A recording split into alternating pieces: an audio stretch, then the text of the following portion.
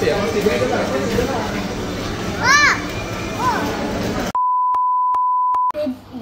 nak kongsi apa? Tengoklah apa-apa.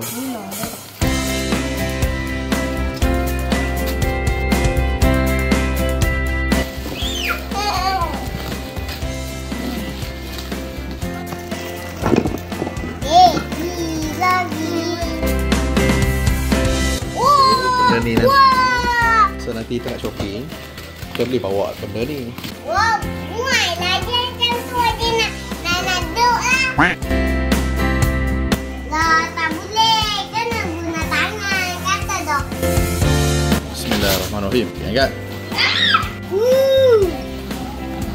Wow. Wah.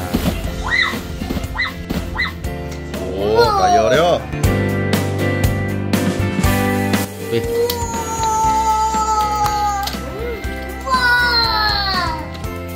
Tengok menu ada, menu book.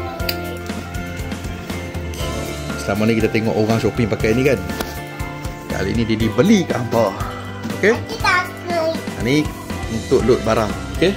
Ini dia punya RAM. Nah, ni tak sini, abang. Tak letak dia. Buka ni pula. Ada boleh tidur dalam ni. Ha? Tidur kat mana? Tak boleh, dia kan sebab tidur lah. Okay, angkat rem dia. Lepas tu nanti lock kat sini. Angkat rem dia.